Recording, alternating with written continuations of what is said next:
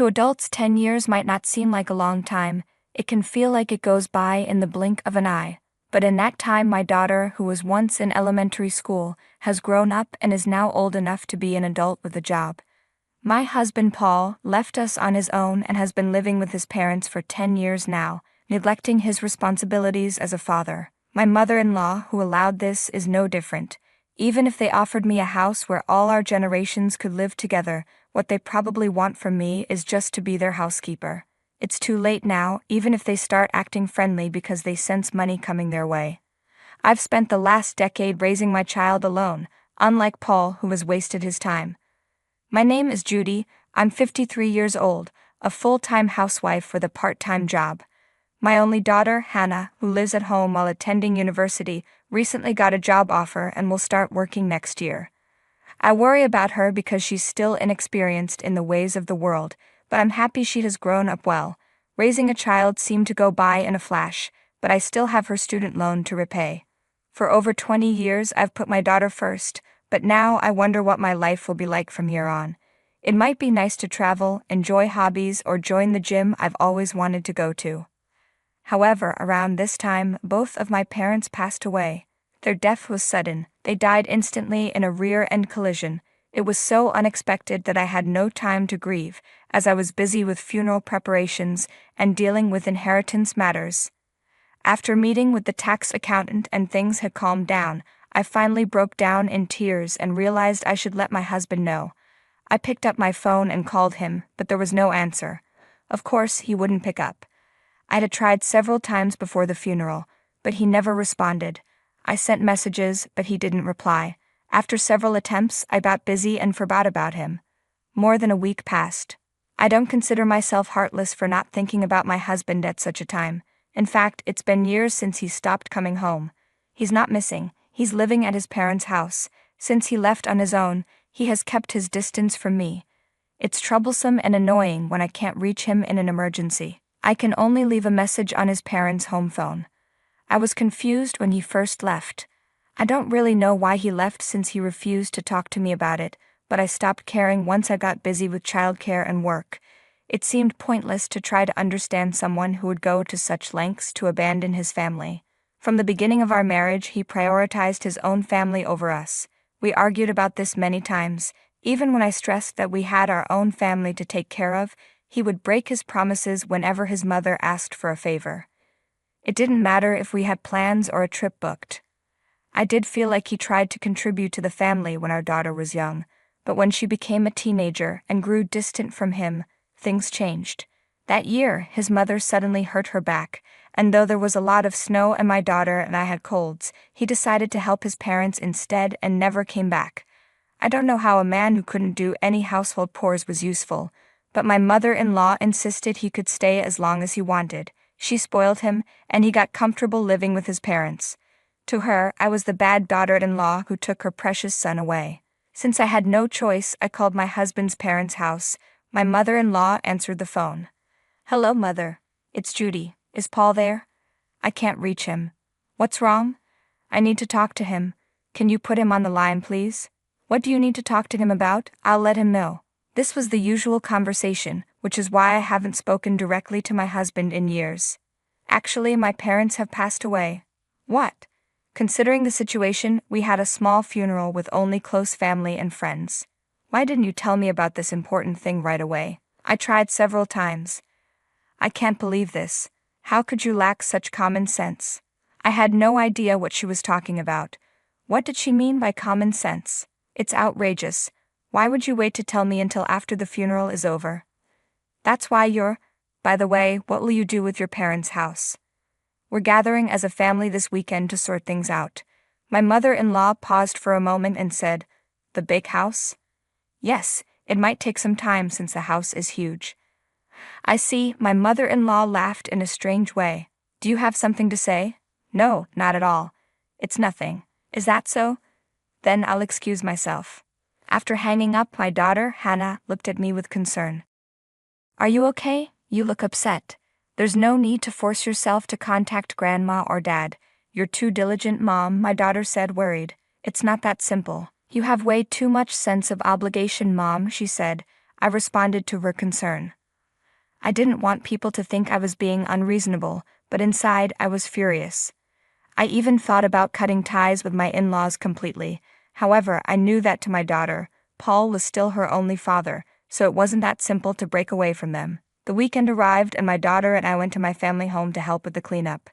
My siblings and I all played our parts, and the work progressed steadily. Clearing out a house that no one had lived in was harder than I imagined, so we decided to leave the larger furniture and appliances for a professional service to handle. Suddenly, I got a call from my mother-in-law, which was unusual. She cheerfully asked, "Judy, how's the cleanup going? Is everything all right?" It was like she had good news. Then she added, "Actually, I'm busy with something urgent right now and won't be able to make it today, sorry for that." I wasn't expecting her to come help anyway. We've barely seen each other since my husband left, so why would she say something like that? I didn't think she even knew where my family home was. I said, "It's okay, please don't worry about it." "Don't be shy, we're family, so it's natural to help each other out," she continued. Normally, my mother-in-law is self-centered, but she seemed to be showing some understanding this time. I decided to genuinely accept her offer. "By the way, when you said you're tidying up the house, you mean sorting through belongings, right?" "Yes, there are so many things and it's quite a hassle," I replied. "Right, it must be difficult to be surrounded by so many things." "Yes, especially with dresses and artworks. It's really challenging when there are items we don't know what to do with." "I see, that sounds wonderful." Suddenly, I felt a chill as I realized my mother-in-law's true intentions. I was foolish to think she was genuinely concerned. How could she have been worried about not being able to help? "Is that all you wanted to discuss?" I asked. "Actually, I was curious about how much your parents left behind." "What?" I was shocked. "Well, it's my turn next after all. I just wanted to know, merely for reference." "That varies from one family to another." "Well, yes, but it wouldn't hurt to tell me a little, would it?" I couldn't hold back my irritation. In the 10 years we hadn't seen each other, my mother-in-law seemed to have grown more greedy. My parents had clearly stated in their will that the inheritance would be divided equally among us siblings.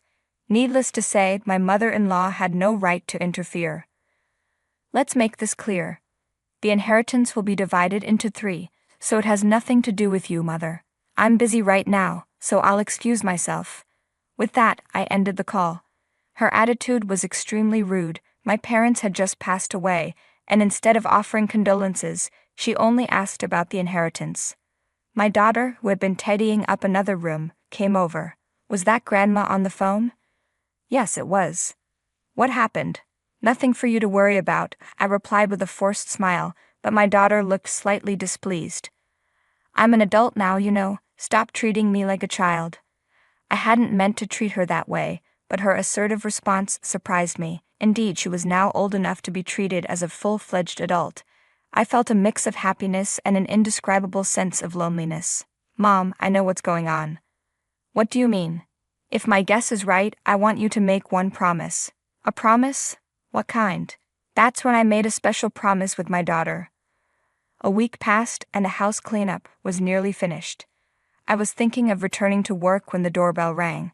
Thinking it was the delivery guy, I opened the door to an unpleasant surprise. I should have checked first. If I had known who it was, I wouldn't have opened the door. Standing there was my mother-in-law, and next to her, a loose, unshapely figure with thinning hair fluttering in the breeze. It was a middle-aged man wearing a stretched-out sweatshirt, looking filthy, my spouse Paul. I couldn't believe it when I saw who was at the door. I tried to close it, saying they had the wrong address, but my mother-in-law quickly said, "Don't joke around, Judy." It was shocking to see them here without any notice. My mother-in-law, who always stayed close to her son, seemed unusually cheerful. She walked confidently into the house. "Wait, Mother." I called out, but my husband followed her inside. Even though it was technically his home too, it felt strange after a 10-year absence. He was practically a stranger to me now, and I certainly didn't want to welcome him in, especially looking so unkempt. "I have a surprise for you, Judy. I thought you'd be pleased," my mother-in-law said cheerfully. My husband sat down next to her. "Oh, I'd like some coffee, please. Paul, how about you?" "I'll have tea. Judy, please bring us some." I couldn't believe their audacity. How could my husband, who left without a word and lived with his parents for 10 years, now demand tea as if nothing had happened. I wanted to scream, but I kept my composure and asked, "What's the occasion? What's wrong, Judy? Make it quick," my mother-in-law replied. "If you have no business here, please leave," I said calmly. "What a rude daughter-in-law," she muttered, but I felt no obligation to be polite to someone who showed up after 10 years, following their own whims. Just then, my daughter Hannah came downstairs. "It's been so long, Grandma." Her eyes widened in surprise. Even my husband seemed shocked by her reaction. "Hannah, you've grown so much." Who are you?" she asked, not recognizing the man next to her grandmother. "It's me, Dad," my husband said. "Wait, Dad?" Hannah was understandably confused. She hadn't seen him since she was in elementary school. "Sit down here," her father instructed, pointing to the seat next to him. "No, absolutely not," Hannah replied, stepping back. "I have a unique condition that makes me ill if I don't stand. Don't worry about it." I felt sorry for my daughter, suddenly facing this awkward situation. "Take a look at this," my mother-in-law said, pulling out architectural plans from an envelope. The plans showed a luxurious home with enough rooms for 4 families, a rooftop garden, and even a catalog for luxury cars. "How do you like it?" she asked. "What is this?" I asked, confused. "It's our new home, isn't it wonderful?" My mother-in-law said, expecting my agreement. She added, "You can choose the kitchen and utilities, Judy, since you'll be the one using them." "Using them? What do you mean?" I asked. "I recently realized we should live together as a family. Since we just happened to come into some money, don't you agree it's the perfect time?" she explained. "I don't know the specifics, but how does this involve me?" I questioned. "We're family, aren't we? I believe family possessions should be shared," she replied. It became clear to me that my mother-in-law was out of control. Desperate to understand the situation, I turned to my husband. "What do you think?" But they just exchanged looks and nodded silently. Then my mother-in-law whispered something to him, like they were having a secret meeting. Finally, my husband spoke up. "Seems like it's time for me to return home." I was confused and let out a sound. "With the $3 million we inherited, I'm thinking of building a 2-family house to live there with my parents," he said smugly. My mother-in-law nodded, pleased. "Did you hear that, Mom? It's just like I said," my daughter exclaimed. I couldn't help but laugh. "Really? It turned out just as you said, Hannah. You're amazing," I said, and we shared a laugh. The atmosphere lightened, and even my mother-in-law and husband seemed pleased. "I'm glad you two agree. The construction date is already set, and all that's left is to pay the down payment," my mother-in-law said. But Hannah confronted them. "You're completely wrong, Grandma, Dad. Don't you think you're being a bit too oblivious? Even if you say you want to live together, I absolutely refuse to take care of the 2 of you, who have troubled Mom for years." My mother-in-law was shocked. "What? Mom, I won the bet, so keep your promise," Hannah said energetically. All right, I agreed. As we discussed the situation, my mother-in-law suddenly asked, "What do you mean, what promise?" My daughter, Hannah, responded sharply, "Grandma, it seems you can't tell the difference between what's yours and what's not. We bet on whether you were after the inheritance." "Huh? What does that mean?" my mother-in-law asked, puzzled. "If you could tell the difference, you would have told Dad to go back to his own home long ago. But you always said families should stay together," Hannah explained. Then my husband suddenly raised his voice. "I left this house because of you two." My daughter and I exchanged confused looks, not understanding what he was getting at. "I would have forgiven you immediately if you had just apologized. I was waiting for just one word from you both," he continued. "Wait, you lost me. What do you mean?" I asked. "You told me to leave, Judy," he said. I tried to recall but couldn't remember ever telling him to leave. "Have you really forgotten that snowy night when I came home tired from work, and you told me to leave?" Finally, I remembered a faint memory. That night, Hannah and I were bedridden with a cold. He came home without bringing anything and asked, "What's for dinner?" I had simply asked him to dine out. To think he held on to that for years drained the strength out of me. How trivial was that? "Is that really what happened?" I asked, still confused. "Yes, and that's why I'm baffled." "Why did you leave it like that?" he said. "It's your fault. I tried to contact you many times," I responded, looking at my mother-in-law, who smirked with guilt for not relaying the messages. "Apologize and I'll forgive everything. Let's forget the past and start fresh as a family," he said. At this, Hannah couldn't contain her laughter. "Dad, didn't you know? Mom has been preparing for divorce for 5 years. "What?" he asked, shocked. "The promise I made with my daughter was to get divorced if my mother-in-law was acting out of greed for the inheritance. It would mean endless troubles ahead, prompting me to make my own decisions," I explained, feeling relieved as if shedding a heavy burden I had carried for years. "Don't joke around. Do you think you can just submit a divorce application unilaterally?" my husband retorted angrily. "Long-term no contact and separation are grounds for divorce," I calmly replied. "What does that mean? Didn't you know I thought I was fulfilling my duties as a father by sending money? The amount was too insignificant. Do you think children can be raised on money alone? How can you say you've fulfilled your role as a father after neglecting your family for 10 years? A mother is supposed to take care of the kids," he muttered. "There's no point in talking to you." "Yes, I raised her by myself, and we didn't need you," I said. "You were absent for school events, pickups, and preparing lunches. Even when I was sick, the husband I should have relied on was absent. Your presence was unnecessary then, and it still is." "Let's send this," I said, referring to the divorce papers. "Wait, are you serious? What are you planning to do from now on, Judy? Please help. What should Paul and I do when we get older?" my mother-in-law pleaded, trembling with fear. "You're essentially asking Hannah and me to be your helpers or caregivers?" I asked. "No, that's not what I meant. I don't know what to tell you unless I have something I owe you. What about the $3 million inheritance? Let's use it more effectively," my mother-in-law said desperately. "Where did the $3 million come from? If it's divided among siblings, that implies a $9 million inheritance. That couldn't be possible," I responded, confused. "It's a misunderstanding. There wasn't such a large sum in the first place. Even if there were, I would never build a house for us to live together," I declared firmly, facing my bewildered mother-in-law and tearful husband. "Judy, are you really going to leave me behind?" my husband pleaded. "Continue living at your beloved parents' home as you wish." "Goodbye," I said, resolute. 3 months passed. My ex-husband's ceaseless demands for reconciliation bordered on stalking. His lengthy messages, sent over 20 times a day, went unread.